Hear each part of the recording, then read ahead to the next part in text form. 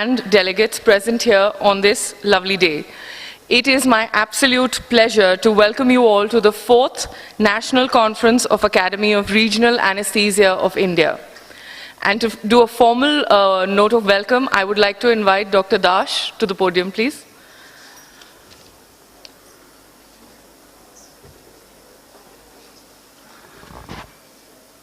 Good morning, ladies and gentlemen. Respected international and national faculties, it is indeed a great pleasure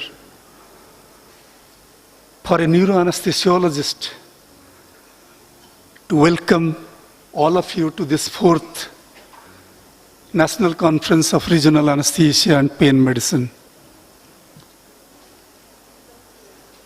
October 16 is an auspicious day for the anesthesiologist. October 16, 1846, ether was delivered first. And October 16, 1898, August Baer performed the spinal anesthesia. Of course, regional anesthesia should have been taken a long leap over the years, but still it has made nice roads, and it will definitely make its presence felt in our Indian scenario. With this, I welcome you all. Thank you very much.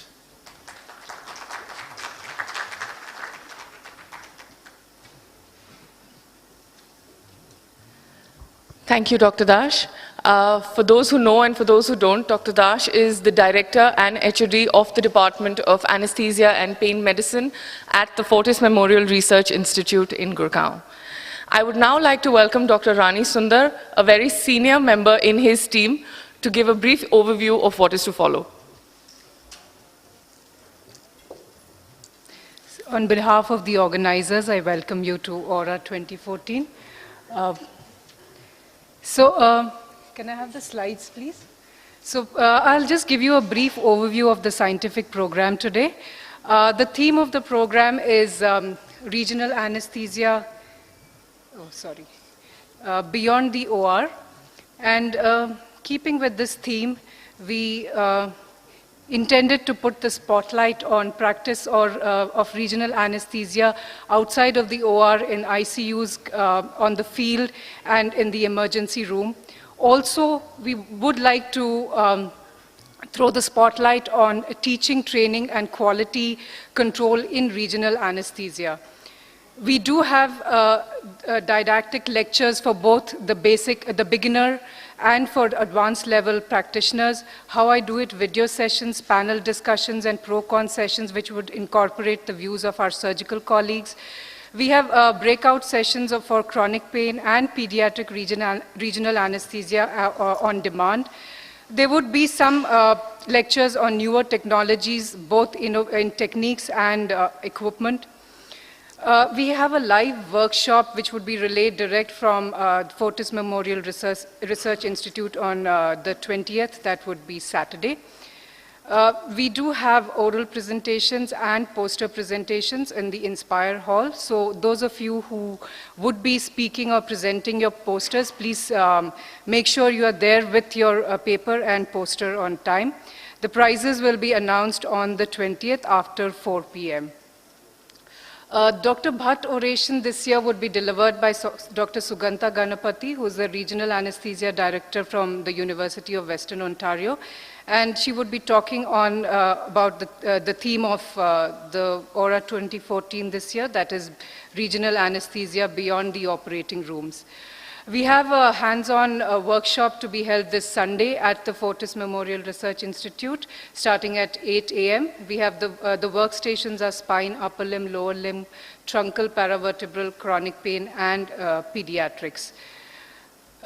Those of you attending this conference would get DMC accreditation for 14 hours and 45 minutes and workshop accreditation of 7 hours and 30 minutes. We would have lunch both days of the conference here at the Meridien. Do visit the exhibition site, which is right next to the lunch hall. This afternoon, we have a sponsored program at 2 p.m. in this very hall. Do make it convenient to attend it too. The inauguration and the inaugural banquet would be held in this very hall at 7 p.m. We welcome you all for it. At this point, I would request you to fill out your evaluation forms for the speakers and the workshop, because it will help us know about our lacunae and help us plan the next year's program much better. For the speakers, I would request you to stick to your time so that we can, we manage our time better and the program moves on without any delays. Thank you so much.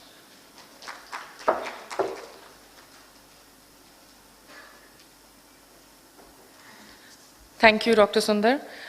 We will now start off with our first session. Before I invite the chairpersons on stage, just a small request to everyone present here. I know that mobile phones are very, very important. Would just request all of you, if you cannot turn them off, please put them on silent mode so as to respect the conference going on. Thank you very much. Moving on, our first session today is Regional Anesthesia Practice and Perioperative Outcome. For this, the chairpersons are Dr. Rajiv Uppal, who is Professor of Anesthesiology at GB Pant Hospital, and Dr. U.C. Verma, who is the HOD of Anesthesia at the Maulana Azad Medical College and the LNGP Hospital. May I invite both of them to please come on to stage?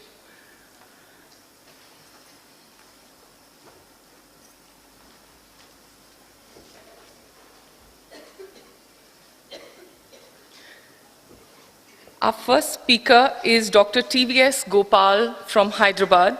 He is going to be speaking on position of regional anesthesia in enhanced recovery program. Dr. Gopal, may I request Dr. Gopal to, oh, there you go.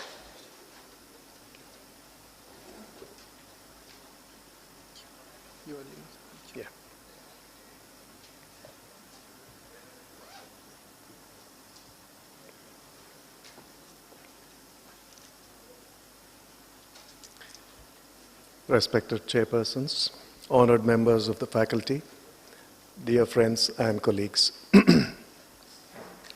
A very good morning to all of you and welcome to this meeting. My topic for this session is position of regional anesthesia in the enhanced recovery program. As all of you would agree, major surgery is associated with significant morbidity and postoperative pain. And provision of effective analgesia to patients in the post-op period is both a clinical and a humanitarian goal. And in this respect, it is known that regional anesthesia is superior to systemic opioids in facilitating recovery and earlier discharge. Since the focus of the enhanced recovery program is on post-operative recovery, it is necessary to define what recovery is. It is a return to normality and a state of independence in activities of daily living, wherein the patient regains control of physical, social, and psychological functions. Traditionally, recovery is associated with certain outcome measures such as length of hospital stay, morbidity rate, and the rate of unplanned admissions. However, these outcome measures are influenced by socioeconomic, cultural, institutional, and administrative factors. These outcome measures are of great interest to clinicians and hospital administrators, but the patient is interested only in minimal pain in the postoperative period and an early discharge to home. Therefore, there is a need for a shift in emphasis towards more patient and recovery-centric measures such as quality of life in the postoperative period and time taken to return to work. Enhanced Recovery After Surgery program or fast-track surgery is a concept that is based on standardized, coordinated, multidisciplinary perioperative care plans that incorporate several evidence-based interventions with the scope of minimizing the perioperative stress response, enhancing the physiological and functional recovery, making sure that the variability in perioperative care is reduced, and also reducing the rate of perioperative complications, and all of this should add to facilitating early discharge. There is actually a relook at pathogenic factors that tend to keep patients hospitalized following surgery and impede their return to baseline performance and function. Central to this particular concept is the integration of several perioperative care pathways such that this integration has a synergistic effect on facilitating recovery and early discharge. Therefore, this particular concept gives credence to the saying, the sum is greater than the parts. This concept is the brainchild of Dr. Henrik Kehlet, Professor of Perioperative Therapy and Head of Department of Surgical Pathophysiology at the Copenhagen University in Denmark. Since the late 90s, Professor Kehlet has published more than 650 articles on surgical outcome, surgical pathophysiology, and pain relief, summarized into the concept of enhanced recovery after surgery. Professor Kehlet and a few like-minded colleagues in 2004 formed the Enhanced Recovery After Surgery group, and in 2010, the Enhanced Recovery After Surgery Society was formed, and the mission statement of this society is to develop perioperative care and to improve recovery through research, audit, education, and implementation of evidence-based practice. The various perioperative care pathways of the ERAS protocol can be broadly subdivided into preoperative, intraoperative, and postoperative segments. With specific reference to this particular topic, intraoperatively, the anesthetist is encouraged to choose short-acting anesthetic agents, and a mid-thoracic epidural is placed prior to performance of laparotomies. In the post-op period, this epidural infusion is continued at least for a period of 48 hours, and the emphasis is on minimal opioid-based analgesics. With a view to standardized and rigorous implementation of the ERAS protocol, various elements of this particular protocol were assigned to responsibility of perioperative team members. The anesthetist is primarily responsible for pre-anesthetic medication, antimicrobial prophylaxis, institution of a standard anesthetic protocol, prevention and treatment of nausea and vomiting, preventing intraoperative hypothermia, and perioperative fluid management. Postoperative analgesia calls for a collaborative approach between surgeon, anesthetist, physiotherapist, and nurses in the post-op ward. Be it neural blockade, peripheral nerve blockade, or local infiltration of anesthetics, regional anesthesia offers several salutary benefits. Therefore, it is all right to consider that regional anesthesia is a therapeutic modality that has the potential to limit organ and metabolic dysfunction in the face of surgical stress and nociceptive stimuli. As we all would agree, regional anesthesia offers several advantages over systemic-based opioids. Looking at the impact of regional anesthesia on individual elements of the ERAS, regional anesthesia attenuates the stress response that is associated with surgery, also modulates the inflammatory response. With regard to goal-directed IV fluid balance, hypotension that is possible following a neural blockade can lead to IV fluid overloading, and this could in turn stress bowel anastomosis. As regards maintenance of normothermia, we do know that shivering is abolished in the deafferented part following a neural blockade. At the same time, the heat loss from the deafferented part is also enhanced. This calls for passive rewarming techniques in the intra and postoperative periods. When a peripheral nerve block or an epidural is in place prior to administration of a GA, early awakening from a general anesthetic is facilitated, tissue perfusion and oxygenation is maintained, and multimodal analgesia, of which regional anesthesia plays a significant component, maintains chest expansion, reduces the incidence of post-op basal atelectasis, reduces VQ mismatch, and also offers early ambulation to patients in the post-op period. Peripheral vasodilatation is seen following a block, and this protects against deep venous thrombosis. However, in the face of aggressive DVT prophylaxis, there is an increased perceived risk of spinal hematoma. Bowel function is maintained, patients can feed earlier, and post-op nausea and vomiting is also better controlled. There are several salutary benefits of regional anesthesia, and unfortunately, this is not one of them. Amongst all surgeries, as far as the enhanced recovery after surgery program is concerned, colorectal surgery has been the most extensively studied and evaluated over the past decade.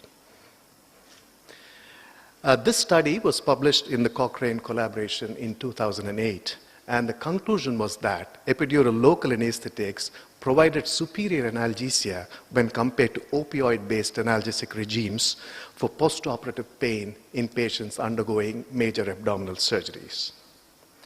This meta-analysis on the efficacy of postoperative epidural analgesia was published in the JAMA in 2003, and the authors concluded that epidural analgesia, regardless of analgesic agent, location of catheter placement, and type and time of pain assessment, provided better postoperative analgesia compared with parenteral opioids.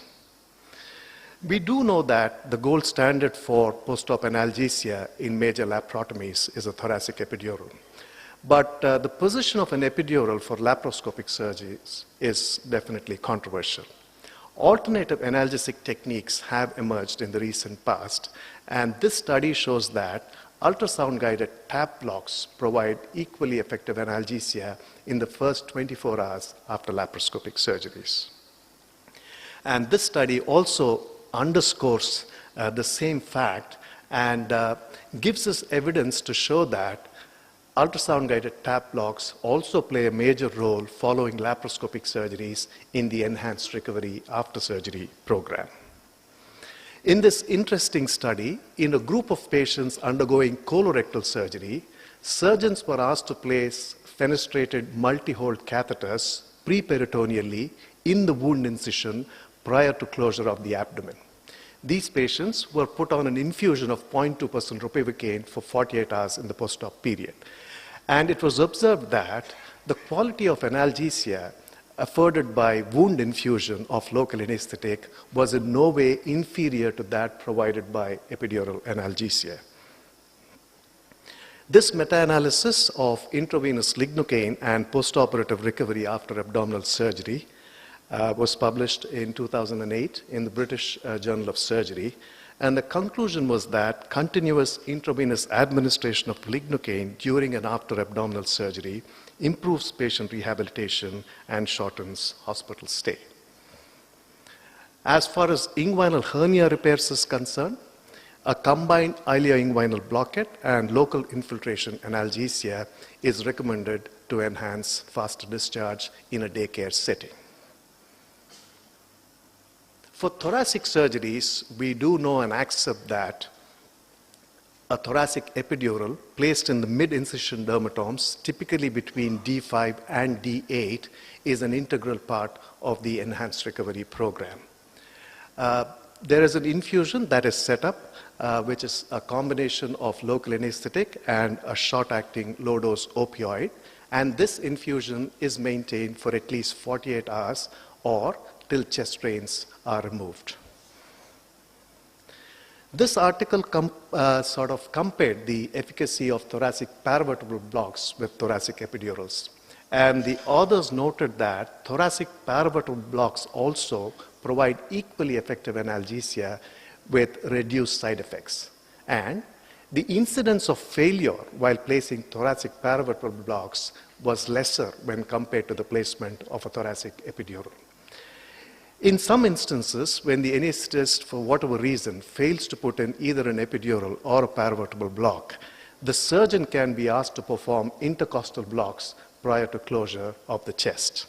Intrapleural analgesia is not recommended. Concerning esophagectomy, it is not just about mortality anymore. Standardized perioperative clinical pathways improve outcomes in patients with esophageal cancer. And as far as these surgeries are concerned, transthoracic esophagectomies, a patient-controlled epidural analgesia plays a significant part of the enhanced recovery program. This article was published a few years ago, and it has shown that the placement of a mid-thoracic epidural for open infrarenal aneurysm repairs reduces the need for assisted mechanical ventilation in the postoperative period, minimizes postoperative complications, and also reduces the length of stay of the patient following surgery in the ICU. There have been several advances in surgical techniques, and the application of multimodal analgesia has allowed more and more patients to undergo complex orthopedic surgeries of the lower limb in the daycare setting. As you would all agree, over the last decade, lumbar epidural analgesia has been gradually displaced and replaced by peripheral nerve blocks. The reasons being, there is an increased risk of neuraxial hematoma in the face of aggressive DVT prophylaxis. There is an increased risk of minor complications such as hypotension and a complementary motor block of the non-operated limb. Of late, a high-volume local infiltration analgesia is also being practiced. In this interesting study of 4,500 patients having undergone total hip and total knee arthroplasties, it was shown that the application of the enhanced recovery program reduced mortality at 30 days and 90 days following surgery. In a similar study, the application of the enhanced recovery program or the fast-track surgery program was shown to reduce mortality at 2 years following the surgery. PROSPECT is an acronym that stands for Procedure-Specific Postoperative Pain Management. With regard to total hip arthroplasties, the first choice is said to be a peripheral nerve block, either a posterior lumbar plexus block or an anterior femoral block. Local infiltration analgesia is advocated. Spinal morphine is not said to be the first choice, and an epidural analgesia in the form of a sequential epidural is reserved only for very sick patients with hemodynamic compromise. As far as knee arthroplasties is concerned, whether GA or spinal, the guidelines actually strongly advocate that we perform a femoral nerve block. Spinal morphine is not the first choice, and for some reason in this particular guideline, there is no mention of local infiltration analgesia. Local infiltration analgesia as a technique for control of acute postoperative pain following knee and hip surgery was advocated by Kerr and Cohen in 2008. In fact, we've been practicing this particular technique following knee and hip arthroplasties in our center for the last 1.5 years. When you actually do a literature search on this particular topic, that is position of regional anesthesia in the enhanced recovery program, you will see that there are a preponderance of articles in surgical journals, but by comparison, there is a paucity of literature in anesthetic journals. The reasons could be as follows. Lack of awareness in advances of enhanced recovery after surgery program amongst the anesthetic community, a lack of interest in accessing surgical literature, a belief that enhanced recovery or fast-track surgery is a purely surgical issue. There is this issue of liability in changing accepted practice and introducing newer concepts and protocols, and finally, a resistance to embracing newer concepts. The task of rigorous implementation of the enhanced recovery program calls for determination, collaboration, and a systematic approach. First and foremost, a multidisciplinary team, including a surgeon, anesthetist, acute pain nurse, and a physiotherapist is constituted. Next, all published evidence for components of perioperative care for specific surgical procedures are examined. And most importantly, this evidence that we have actually put together is interpreted in the light of local experience, patient population, financial and manpower resources. The protocol is circulated and finally implemented. Outcome measures are assessed from time to time, and in light of outcomes, if necessary, we can make certain changes to this protocol. As you would all agree, the role of the anesthetist has evolved from a clinician being primarily responsible for provision of optimal surgical conditions in the perioperative period and minimizing pain to the patient in the perioperative period, to that of a perioperative physician who is responsible for providing optimal care to patients with existing surgical comorbidities in the pre, intra, and postoperative period. Therefore, it is only right to assume that the anesthetist must don the mantle of a team leader in implementing and pushing forth this program. And finally, in conclusion, if you are not already practicing the enhanced recovery after surgery for specific surgical procedures in your respective departments, please brace yourself for change. Thank you very much. Thank you, Dr. Gopal. I think we will take up all the questions later on, actually. No question? Okay.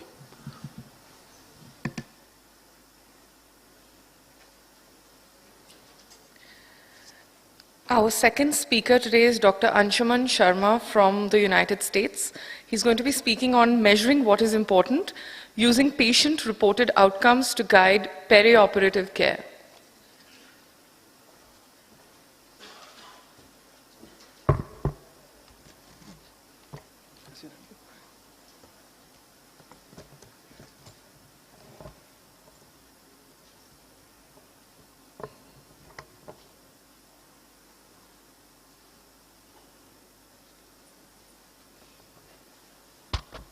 Can everyone hear me? Yes? Very good. Thank you very much for inviting me here, and thank you, Deep, for giving me this opportunity to talk about a topic that many, including my own colleagues, would think it doesn't belong to an anesthesiologist. And I'm also thankful to Dr. Gopal for bringing that point up, that what we do in the operating room makes a difference, not only in the next 2, 3, 4 days, but probably for a much longer period of time. And we have to learn how to capture the value and add to our portfolio before someone else does. So I'll get started on this. So I must kind of disclose that I have no financial conflicts of interest, and also my expertise in regional anesthesia can be questioned. However, I'm really good at asking for directions because I get lost very often. As you can see, with all my technology, iPad and GPS, I'm still end up asking questions or directions to a guy who barely speaks English. And that's why I find it very valuable in getting directions from our own patients. My key concerns are that the significant post-surgical morbidity and mortality happens after the patient is discharged from the hospital. Images like this, which says that 70 people died after the knee replacement, are common. That's about 2.5% mortality written right there. And we don't routinely measure these outcomes. And more important is that what's coming in our way is the pay for performance, at least in the United States. So in this topic, what I would try to highlight is that there are critical gaps in how we keep records of things, especially when it comes to measuring adverse outcomes, both while patient is in the hospital and after patient goes home. And patients probably have different expectations from their surgeries, and we often fail to meet those expectations. And finally, I think if you ask patients for directions, they probably can help us in improving the care and improving the long-term outcomes. And I mention again that pay for performance is coming our way, no matter where you live. We must identify the value that we add. And if we say that we make difference in patients' morbidity and mortality months and years after the surgery, we need to learn how to capture that information. At least in the United States, the largest insurance companies are now slowly refusing to pay for hospital-acquired conditions. And they're also using data to measure differences and comparing different hospitals. And that's all because of advances in informatics. We are able to capture very granular data, which is ripe for data mining. And finally, as Dr. Gopal mentioned, the new buzzword is patient-centered care, where patient is at the center of the care, and whatever the patient demands or feels is important to him or her should be considered important for us. And not only that, it is expected, most funding agencies now require that patients might be consulted for almost every step of conducting a meaningful research, right from basic sciences all the way up to assessment and feedback and performance evaluations. And let's kind of evaluate what we do in our normal practice. No matter whether you use a pen and paper to document what you're measuring or you have electronic medical record, we're really good at capturing preoperative data. We do it to risk adjust. We make beautiful charts either with hand or a computer does it to document every 5 minutes what the blood pressure was, what the heart rate was. We write down kind of squiggly lines. But once patient goes to the floor, we kind of start lacking track of it. We have obviously no idea in terms of what happens to our patients once they go outside the hospital. And unfortunately, even with the newer technology, the electronic medical records are primarily focused on capturing what happens in the OR or in the perioperative period. And most hospitals, I don't know about yours, but most hospitals would have a separate system to measure adverse events, which are used for tracking quality improvement efforts. And I would argue that they also capture they perform a very weak function, and we almost never capture near misses. And it's obvious that most hospital incident reporting systems do not capture most harm. We probably come close to about capturing 14% of the incidences where patient either is harmed or came close to, or there's an increase in the treatment for that particular patient. And most often the reasons are given is that, it happens all the time. So why do I have to report to anybody? And our system is no different. In our department, we created a very elaborate system to capture whenever there's an adverse event. And as you can see, we generate fairly nice reports every 3 months. We provide data back to the divisional departmental leadership. Somehow, I've noticed that my colleagues would complain more about when the surgeon is late, but I refuse to believe that out of thousands of regional anesthesia, only 3 patients had issues. And I'm pretty certain that the lack of reporting that we have in our hospital is no different from any other hospital, because people tend to behave in a very similar fashion.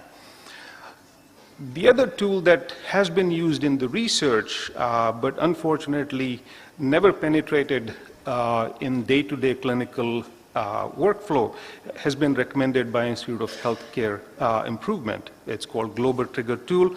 And the reason it is famous is because this was the one which was used to bring our focus to the fact that about 98,000 patients die every year from preventable harm in the United States.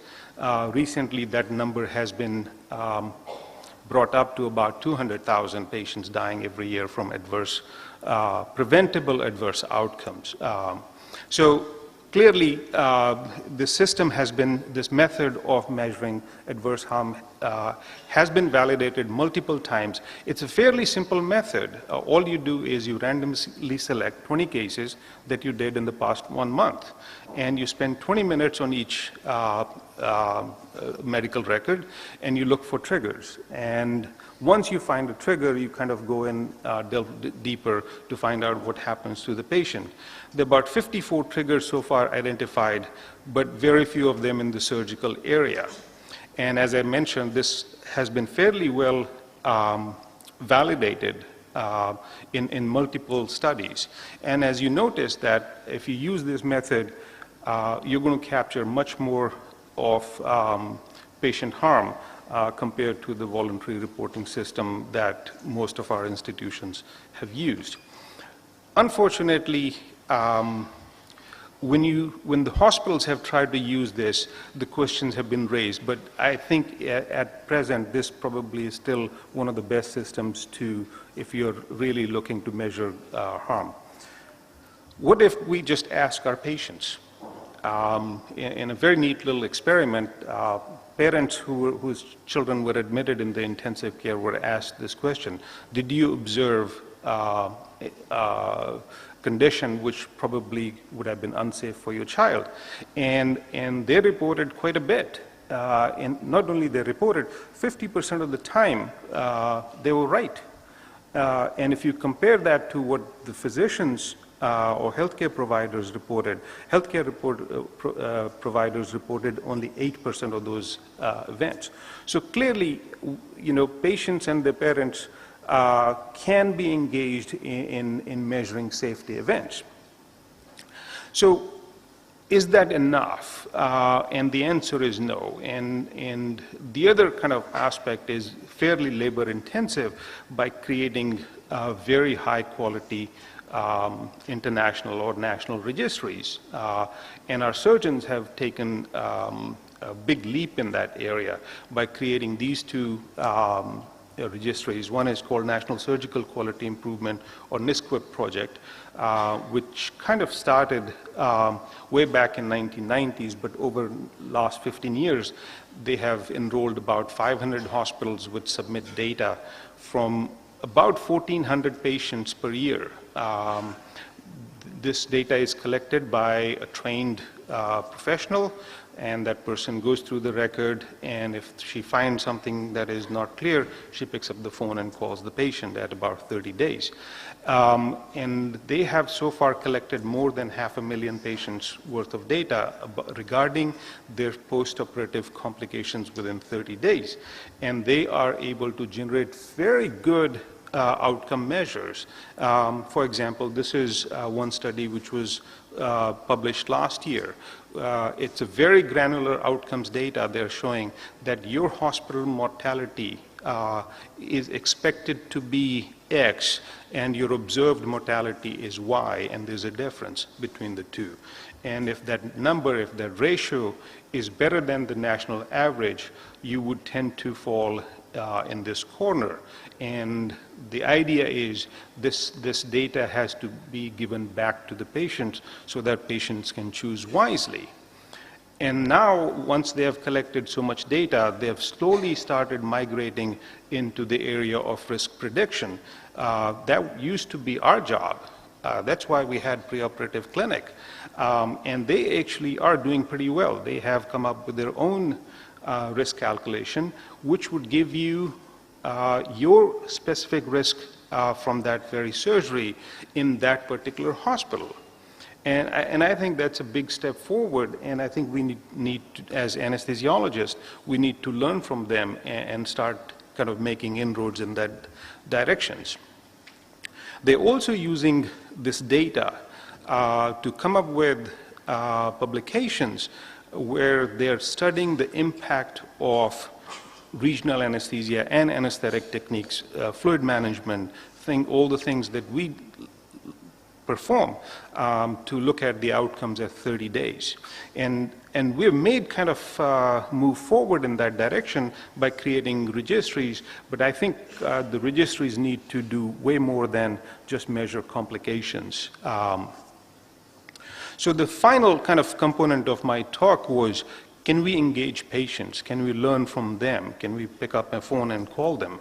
And do that not just for research purposes. We have done that for publishing articles and trying to see impact, but on regular basis for every patient that walks in the door and has a surgery in your institution, can we ask them to report back after some time and basically use that information without interpreting it. And that's what is called patient-reported outcome measure. Using that information which patient tells us and kind of using that information to guide our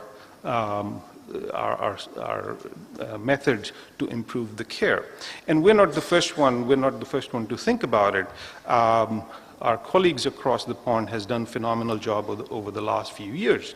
But I think I would say we're probably one of the first departments of anesthesiologists who's taken on this endeavor to trial that. And about 2 years ago, we created this Institute of Quality Improvement Research and Informatics, and our kind of major project for this institution is to follow outcomes after in-hospital surgical procedures for 1 year after the surgical procedure. And something kind of an acronym that came out was Satisfy SOS.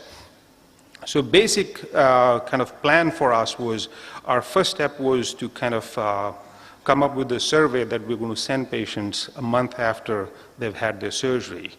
And once we succeeded in doing that, we also started using survey to look at what patients' expectations and motivations are and what their quality of life and functional status is before they have their surgery. And once we succeeded with that, we started kind of sending the same survey 1 year after the surgery. And our survey, the 30-day survey, the main survey that we have done so far, is a generic survey. It is not disease specific.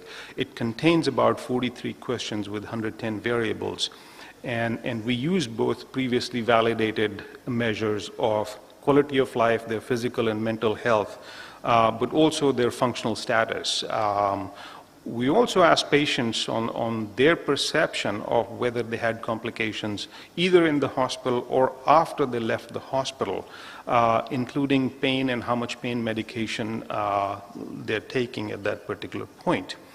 As I mentioned, we do this survey twice. One of the key things that we learned is that if you obtain consent from them while they visit your pre-op anesthesia clinic, the chances that they would respond to those surveys is very high. So we have trained our nursing staff in the CPAP clinic. We see about 36,000 patients every year in our CPAP clinic. And we use our trained nurses to see every patient. And while they're seeing the patient, they kind of go and offer and talk to them whether they would like to participate in the survey.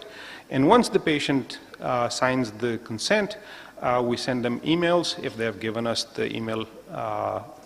If they don't respond, we send them a copy, the paper copy by mail.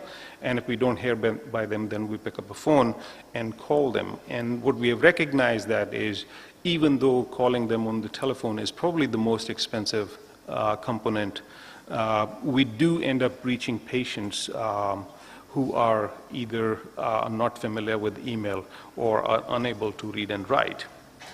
So just to kind of give you an update, we've so far collected about 14,000 surveys, completed surveys, reporting outcomes at 30 days, and about 4,000 baseline surveys and 3,000 surveys at 1 year. And these are done because we started a 30-day survey first and foremost. And surprisingly, our response rate has been very good. About 65% of patients have responded. And just to kind of give you a snapshot of what kind of information this survey has allowed us to capture, and basically it gives us a platform where we can identify key gaps in our care. And this being a regional anesthesia conference, I thought I'll focus on the questions that are related to pain primarily. So before they have the surgery, we ask a question, why are you having the surgery? And if you pay attention, a big chunk of them, about 40% of our patients are having surgeries to treat pain. Or they want to improve the quality of life. It is not to prolong the life. So that's one of the key insights that I didn't have before I started looking at the data. And if you ask them the question about the pre-existing pain, how much in the last 4 weeks, how much pain interfered with your work? And if you, again, 40% or so would complain that on a day-to-day life, pain does interfere with my work quite a bit, or extremely, you know. And if you look at what they expect out of the surgery, and 45% of our patients, half the patient population say, I have pain now, and I expect it to get better. That's the expectation of patient at the time before they have surgery. And if you compare this to see how they've done during the hospital stay, 30 days after the surgery, and 1 year after the surgery, just to kind of give you an idea that if you ask them a question, during your hospital stay, did you have severe pain lasting for more than 1 day? About 16% of them say yes. Now, this is a great graph for my colleagues in the acute pain service to take to the hospital CEO and head of the surgery department and say, hey, this is driving your patient satisfaction. And trust me, we have seen surgeons' mind change.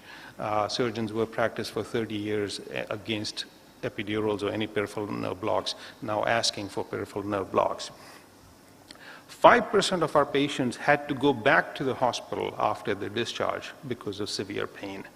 And which was kind of known to me but never kind of registered in my head. About 22% patients are having moderate to severe pain 30 days after their surgery. And that's a kind of huge number. This is not matching the expectations that these patients came to have surgery for. And if you look at the patients, which patients are having pain, and if you had pain which lasted for more than 1 day, severe pain lasted for more than 1 day, 45% of those patients still have pain at 30 days. So you kind of narrow down a group of patients that you know are going to be challenged to manage their pain. And not only that, if you kind of extend that data to the survey that we collected at 1 year, you start seeing the pattern that if at 30 days, if you did not have pain, 80% of those patients did not have pain at 1 year, but 20% patients did develop pain, moderate to severe pain with a pain scores more than 5. But if you had moderate to severe pain at 1 month, you have about 65% chance that you're going to be having pain at 1 year. And that to me is a pretty substantial number. Granted that I don't work in pain clinics or acute pain service, to me still it's it sounds like that we are not delivering the promise that we made to our patients. And it does affect their life. They don't return to work very often if you have severe pain. If you kind of pay attention to this number right here, people who did not return to work, half of them were having moderate to severe pain. And another 30% of our patients who actually went to work with moderate to severe pain. So just to kind of demonstrate that by asking patients, we can build a complete picture of these patients. And we need to do that to understand and to kind of define the value that we create, not just in the OR, but also in the preoperative period and the postoperative period. There's still a lot of work to do.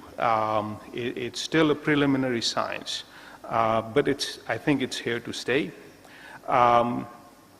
The next steps we are taking, in fact, the surgeons are coming to us and bringing the data from NISQEP from Society of Thoracic Surgeons, and they're trying to merge that data and to see if we can get much better picture.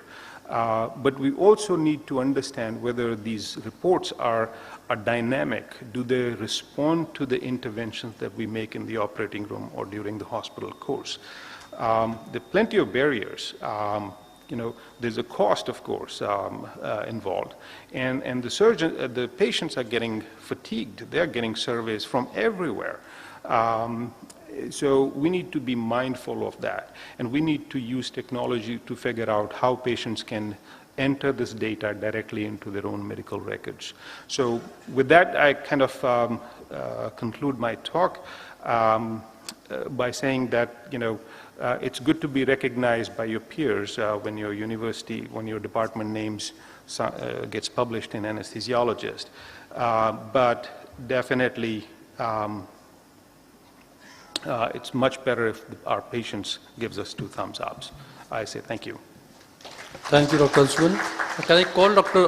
Gopal to come on dais? Basically, we can have few questions from the audience. I think we have still 3 minutes. I think they have covered, I think I would like to thank the organizers. They have considered these 2 topics, which are very important, particularly very relevant for in our country, basically. I think that this is the area where we are not actually taking care actually now. Basically, we are hardly doing anything for these 2 areas, I think. Please, any I see question? one hand Please. go up there.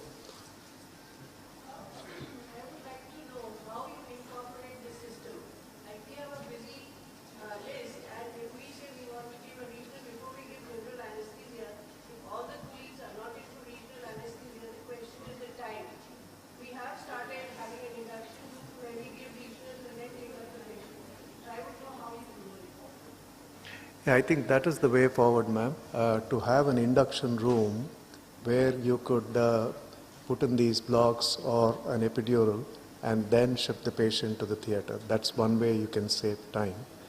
And if we looked at the various components of the protocol, pre, intra, and post-op, there is a certain deviation from what we normally practice, like mandatory 6 hours fasting, and so many other issues such as this. So if we can bring about minor changes, I think we can end up discharging our patients home maybe a couple of hours earlier or a couple of days earlier. And in the process, you will end up saving a lot of hospital bed space for patients and improve the utility. I saw some other questions going. Yeah. The slide of yours mentioned about intravenous lignocaine for post-operative pain relief. Yes. Can you please explain? Yeah, that is an article I read. I don't generally practice that. But it is said that if you give a loading dose of about 2 milligrams per kg and then follow an infusion at about 2 milligrams per kg per hour intraoperatively, and bring it down to about 1.33 milligrams per kg per hour in the post-op period for about 48 hours, it does provide good analgesia. It's not something I have practiced, but that is what that particular article says. Yes.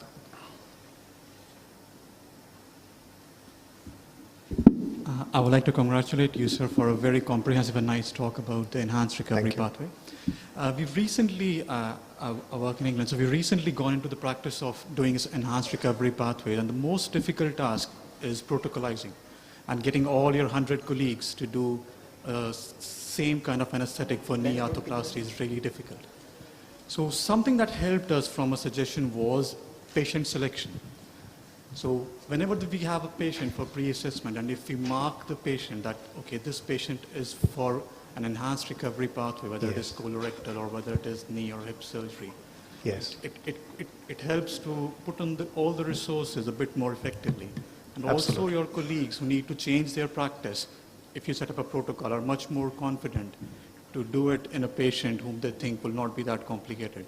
So have you had similar problems with protocolization absolutely. and patient selections?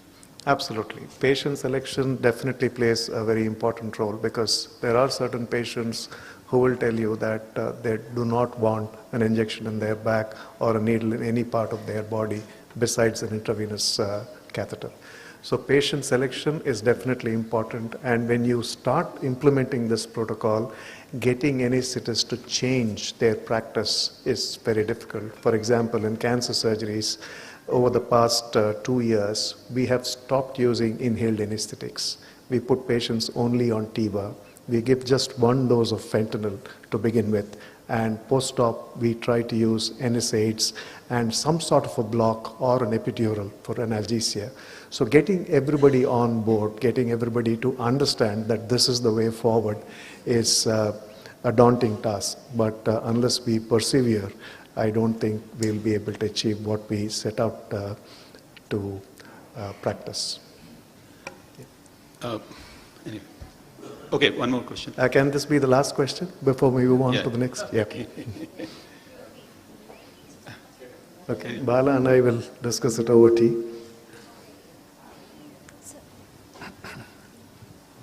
So it's kind of a, if you don't mind, just one comment of half a minute, especially to the person who said that she has a very busy list and it's the general anesthesia along with regional anesthesia combination that really holds her back from thinking about a regional every time she wants to do it.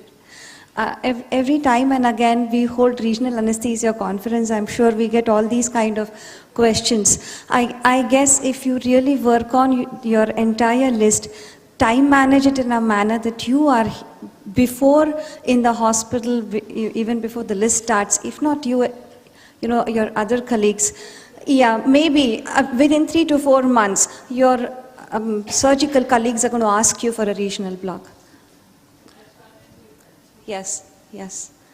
Especially for the daycare work, it would work wonders, in fact. Yeah. And we also do a lot of abdominal surgeries and dysphagesectomies, and we routinely set up epidural catheters and lines in the preoperative room, and that saves a lot of time. I think that we've had 2 very enlightening talks on ERAS and patient-reported outcome measures, and I would like to thank both the speakers. The talks have been very good, and the interest from the delegates has been nice. Good talk. Thank you very much. Thank you.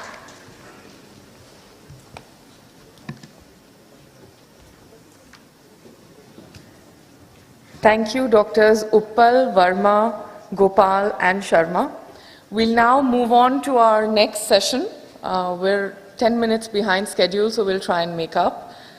Again, just another small request and a gentle reminder, please put your phones on silent. Thank you. Our next session is called the Neuraxis. The chairpersons for this session are Dr. Bishnu Panigrahi, who is the Group Head Medical Strategy and Operations for Fortis Healthcare. May I kindly invite Dr. Panigrahi to please come on stage? And our second chairperson is Dr. H.H. Dash. He is Director and HOD of the Department of Anesthesiology and Pain Medicine at Fortis Memorial Research Institute, Gurgaon. Our first speaker for this session is Dr. Manoj K. Karmakar from Hong Kong. He's going to be speaking on spinal sonoanatomy and its application in central neuraxial block.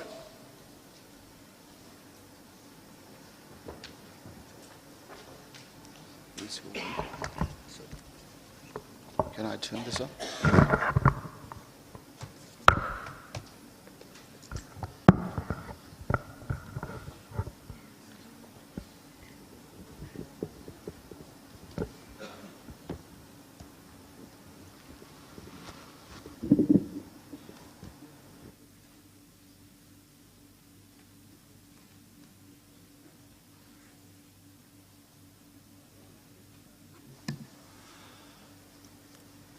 In the meantime, when Dr. Karmarkar is arranging his slides, just to inform all our delegates, he is a JIPMAR product who has made very good name in the field of regional anesthesia.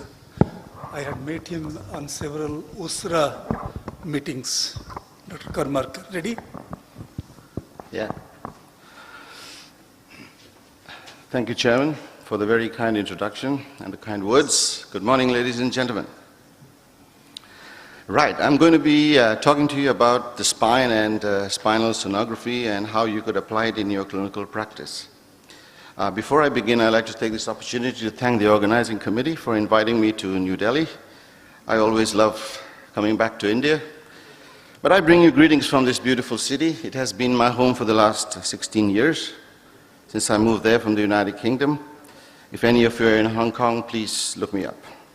I work at the CU Medicine, which is the Chinese university, the Faculty of Medicine. It's located in the new territories of Hong Kong. As you can see, it's located in a very picturesque venue. The university is on a hill. This is the tertiary center I work for. It's a multidisciplinary center, about 1,500 beds. This is where we do all our work. So it would be unfair for me not to invite you back to Hong Kong. So this is a meeting I hold every year. It's a very niche meeting, looking at some of the very difficult interventions in anesthesia, regional anesthesia. This year is at the end of October. Most welcome to visit Hong Kong. As Dr. Anshuman said, I also have no financial interest. Usually relationship with these companies are gastronomic, but they're not financial usually. So, I'm going to talk to you something about the basics of spinal sonography, how to use it in your clinical practice. In the interest of time, as I show you some of these images, I will also talk to you about how this particular view can be used, because in 20 minutes sometimes it can be a little difficult. And I also try and present to you the evidence as I go along. Now, central neuraxial blocks is a very common thing in your clinical practice. Today it may be considered the gold standard in obstetric anesthesia. Success depends on your ability to identify accurately the epidural or the intrathecal space. You rely on surface anatomical landmarks. We elicit loss of resistance. Interestingly, the loss of resistance